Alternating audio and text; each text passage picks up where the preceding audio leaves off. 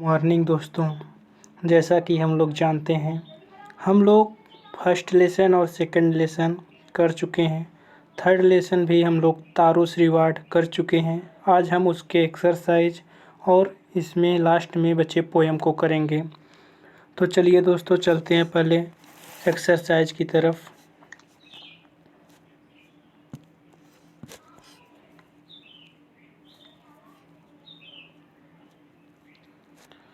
हम लोग आ जाते हैं दोस्तों एक्सरसाइज की तरफ। फिर हम लोग करेंगे एक्सरसाइज। जैसा कि मैंने बताया था, आप लोग क्वेश्चन आंसर अपने आप से कर लेंगे, तो मुझे उम्मीद है आप लोग कर लिए होंगे। और जो इम्पोर्टेंट चीज़ें हैं मैं उसको ही बताऊंगा इसमें। चलिए दोस्तों, यहाँ से बचता है, शुरू होता है वर्किंग विथ लैंग्वेज। हम लैंग्वेज के साथ काम करते हैं। लैंग्वेज में किस प्रकार से काम होगा हम उसको करते हैं। तो यहाँ पर दोस्तों लिखा है working with language. A strike of the word in box below that are not suitable. Taro wanted to give his old parents everything they needed. This so that he was. इसमें कह रहा है दोस्तों, जैसा कि तारो एक बहुत ही धैर्यवान लड़का था।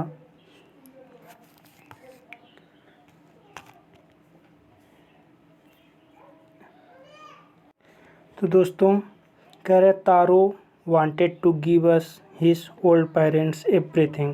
तारो चाहता था, क्या चाहता था दोस्तों?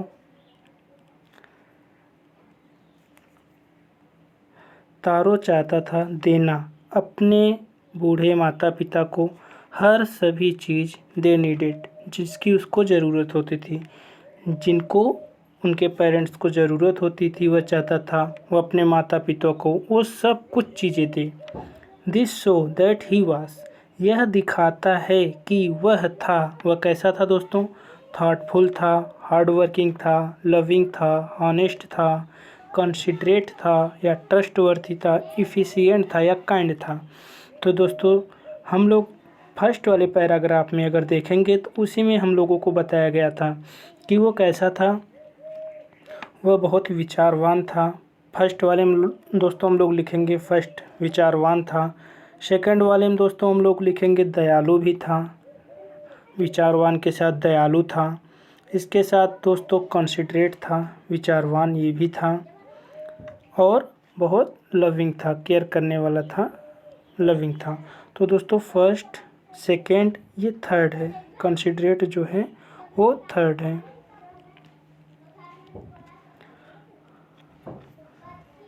तो ये था दोस्तों।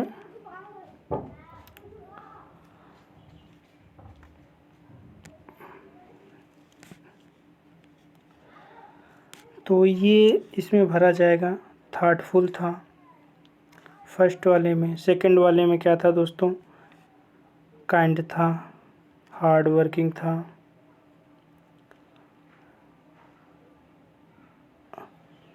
और क्या था दोस्तों? लविंग भी था और कंसिडरेट भी था। ये आप लोग ऐसे कर सकते हैं। ठीक दोस्तों, हम लोग आगे चलते हैं। This made taro sadder then ever, यह बना देता है तारो को और भी दुखी। कौन सा चीज़ था जिससे तारो बहुत दुखी हो जाता है? दिस रिफर्स टू, यह हमें बताता है कौन सा रिफ़र करता है, संदर्भित कौन करता है? A strong wind that began to blow, एक तेज़ी सी हवा जो चलने लगी वो, या तारोस फादर्स ओल्ड एज, या तारो के पिता का जो ओल्ड एज था वो, या Taro's inability to buy expensive sake for his father's, या तारो की अक्षमता, जो सक्षम नहीं था खरीदने के लिए बहुत ही एक्सपेंसिव, बहुत ही पैसे वाला शेक, जो कि बहुत महंगा शेक था, अपने माता पिता के लिए वह नहीं खरीद पा रहा था। इसकी यह उसको सैड बना दिया था। तो दोस्तों ये किस में होगा? तो ये थर्ड वाला होगा। हम लोग थर्ड वाले पर मार्क करेंगे। ठीक है दोस्तों, अब हम लोग आगे चलते हैं। This said the emperor was to encourage all children to honour and obey their parents. This said, यह कहा, जो सम्राट था, वास इनकरेज, साहस बढ़ाता है, ऑल चिल्ड्रेन, सभी बच्चों का, to honour and obey their parents, ताकि वो सभी बच्चे सम्मान कर सकें अपने माता पिता का और उनका कहा मान सके। ओबे माने दोस्तों कहा मानना, पेरेंट्स माने माता पिता, हॉनर माने सम्मान करना।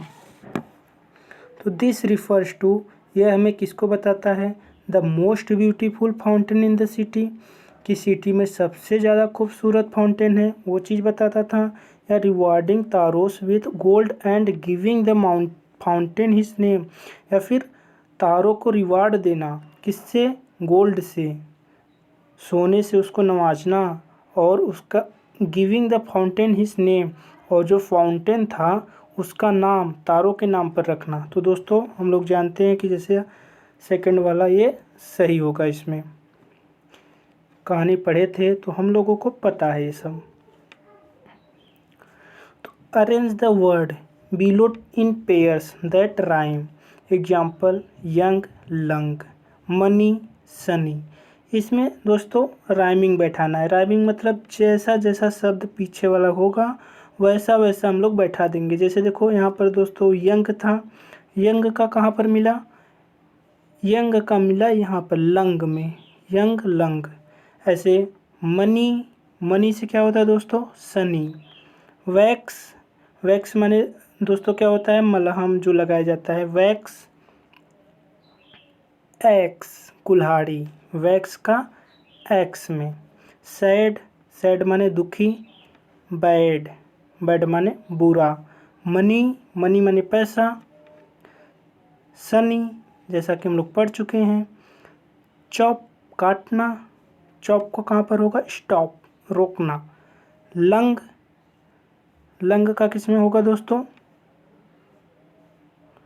यंग, पढ़े हैं हम लोग इसको, जवान। लास्ट अंत, फास्ट तेज। कुड सकना, वुड लकड़ी। साउंड का राउंड। इस प्रकार हम लोग दोस्तों इसको भी भर लेंगे। ठीक दोस्तों, समझ में आ रहा है ना। अब हम लोग दोस्तों आगे चलेंगे, देखेंगे क्या है। Filling the blanks, filling the blanks है दोस्तों, इसको हम लोग कहानी पढ़ चुके हैं, पूरी तरीके से हम लोगों को आता है। तो चलिए हम लोग पढ़ते हैं और इसको भरते हैं। ठीक, a woodcutter lived on a hillside, कौन सा वुड कटर, पहले इसको एक बार पढ़ लेते हैं दोस्तों। A woodcutter lived on a hillside, he was a, वह था, सन वहू वर्कड, लड़का जो करता था, बट अर्नड मनी, लेकिन कमाता था, जो पैसा था उसको कमाता था। वन डे ही सा, एक दिन वह देखा, waterfall hidden behind a rock, छिपा हुआ वाटरफॉल जो कि पहाड़ों में छिपा हुआ था। He tasted the water and found it, वह उसको टेस्ट किया, चखा पानी को, और वह पाता है। किसे पाता है दोस्तों, तो चलिए देखते हैं। ए वुड कटर लिव्ड ऑन ए, कौन सा वुड कटर था दोस्तों, ए यंग वुड कटर, एक लड़का जो था क्या था, यंग था। Lived on a hill side, lonely hill side, अकेला वहाँ पर हिल था वहाँ पर रहता था। ही was A sun, he was ए कैसा सन था दोस्तों, ही वाज ए थाटफुल सन, वह बहुत ही विचारवान लड़का था।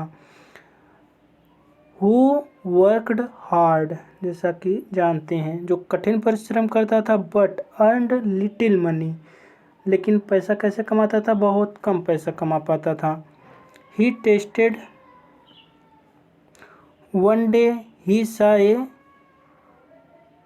ब्यूटीफुल, यहाँ पर ब्यूटीफुल हो जाएगा, वह ब्यूटीफुल वाटरफॉल देखता है, बिहाइंड ए रॉक, जो रॉक पर छिपा हुआ था, रॉक के पास में।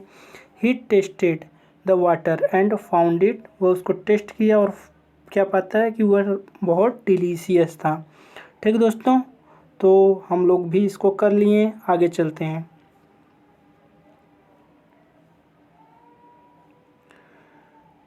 अब सेकंड वाला दोस्तों हम लोग करते हैं।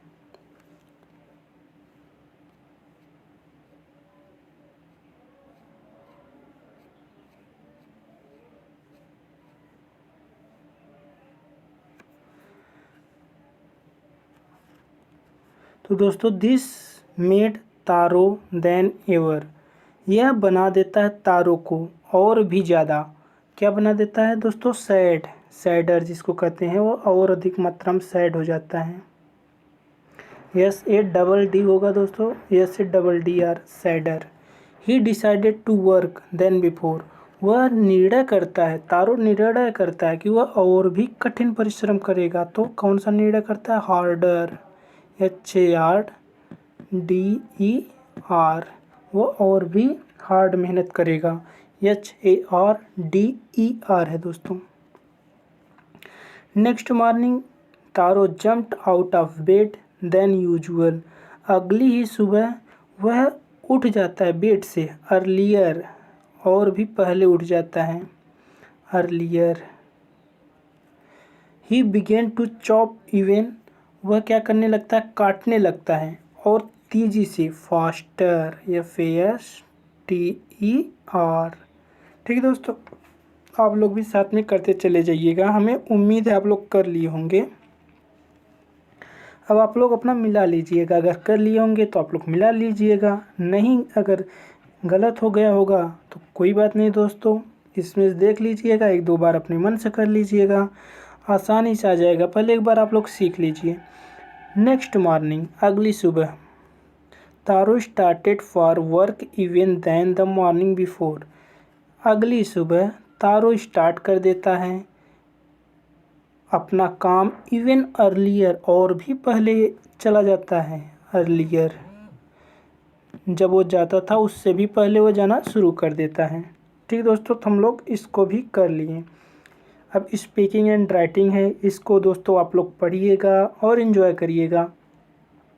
हम लोग थोड़ा आगे चलते हैं, देखते हैं ये बच्चे क्या बात कर रहे हैं। ये लड़का क्या कह रहा है दोस्तों? कह रहा है I think swimming is more difficult than right driving, कह रहा है कि मैं सोचता हूँ जो तैरना है वह बहुत ज़्यादा डिफ़िकल्ट है ड्राइव करने से ज़्यादा तो तैरना डिफ़िकल्ट है, ये लड़का कह रहा है। तो सेकंड लड़का ये क्या कह रहा है दोस्तों? ये कह रहा है I think it is much less difficult, मुझे लगता है ये थोड़ा कम ही डिफ़िकल्ट है। फिर ये क्या कह रहा है दोस्तों थर्ड लड़का? एक मिनट दोस्तों, थोड़ा ब्राइटनेस बढ़ा दे रहे हैं। ठीक, anyhow neither of them is as difficult as learning English, anyhow कह रहा है जो भी हो, एनी हाउ मतलब दोस्तों जो भी हो, neither of them is as difficult as learning English, इनमें से कोई उतना डिफ़िकल्ट नहीं है जितना कि इंग्लिश सीखना। ये तो दोस्तों कह रहा है इंग्लिश सीखना सबसे ज़्यादा कठिन है। तो क्या दोस्तों ये सही बात है? आप लोग कमेंट में ज़रूर बताइएगा और इन्जॉय करिएगा इस कहानी को। दोस्तों ये क्लास 6 की NCERT है और इसमें बहुत ही अच्छे तरीके से बताया गया है, इससे आप लोगों का कंप्रीहेंशन काफ़ी अच्छा हो जाएगा। इसको देखिए दोस्तों, कुछ लोगों को बहुत सारी चीज़ें पसंद होती हैं, जैसे कुकिंग हो गया, खाना पकाना हो गया, नीटिंग हो गया, फिशिंग हो गया, डांसिंग हो गया, सीविंग हो गया, सीविंग माने दोस्तों काटना हो गया, तैरना हो गया, टीवी देखना हो गया, पेंटिंग करना हो गया, टहलना हो गया, पढ़ना हो गया, या फिर फुटबॉल खेलना हो गया, म्यूजिक खेलना हो गया, माउंटेन पर चढ़ना हो गया, लर्निंग लैंग्वेज, जो अलग अलग तरीके से लैंग्वेज सिखाई जाती है वो हो गया दोस्तों, स्टैम्प कलेक्टिंग या फिर स्टैम्प को कलेक्शन हो गया। ये लोग दोस्तों आप लोग स्वयं करिएगा, इसमें राइम देना है, जैसे हम लोग ऊपर पढ़ चुके हैं राइम क्या होता है, वैसे ही इसमें भी देना है दोस्तों। एक बार मैं हिंट दे रहा हूँ, राइम क्या होता है। जैसे देखो दोस्तों, बेड है, बेड को आप लोग कह सकते हो रेड शेड। बेड को आप लोग लिख सकते हो रेड और शेड, FHADE शेड। वैक्स को लिख सकते हो दोस्तों टैक्स और लैक्स। फास्ट को लिख सकते हो ब्लास्ट और डस्ट। चॉप को लिख सकते हो सॉप फ्लॉप। यंग को लिख सकते हो स्टंग क्लंग। या आप लोग और भी तरीके से बना सकते हो, जैसे बेड का रेड हो गया, शेड हो गया, और भी बहुत सारी चीज़ें बता सकते हो आप लोग।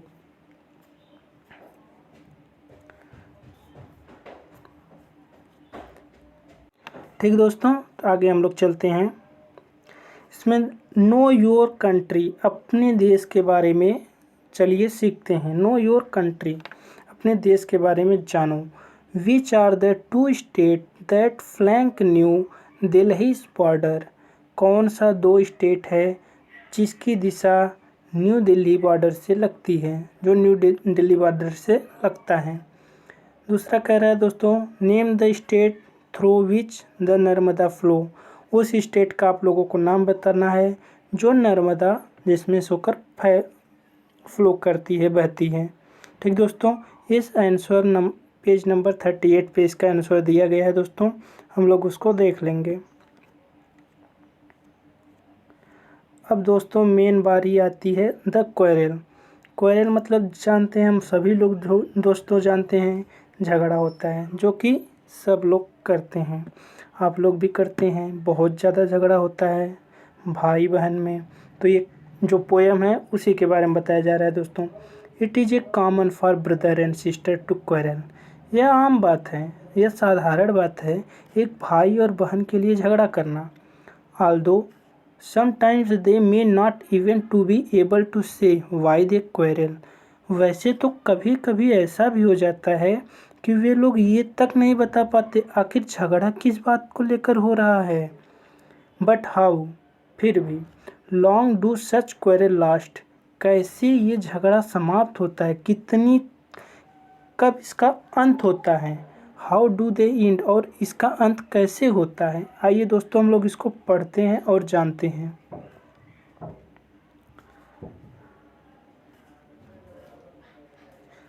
आई क्वेरल्ड विथ माई ब्रदर, मैं अपने भाई से झगड़ा कर किया था। आई क्वेरल्ड, मैंने अपने भाई से झगड़ा किया।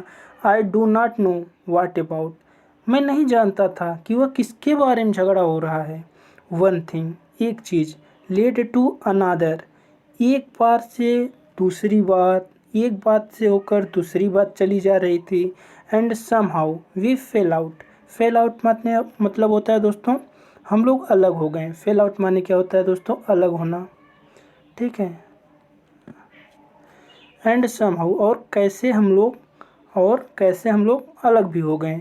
The start of it was slight, जो स्टार्टिंग था इसका वो बहुत ही स्लाइट था, बहुत हल्का था जब ये झगड़ा शुरू हुआ था। The end of the it was strong, और जब अंत होता है दोस्तों तो ये काफ़ी मजबूत हो जाता है, बहुत ज़बरदस्त अंत होता है, मतलब झगड़ा काफ़ी बढ़ गया था। ही सैड ही वॉज राइट, वह कहता है कि वह सही था। I knew he was wrong, और मुझे पता है कि वह गलत था।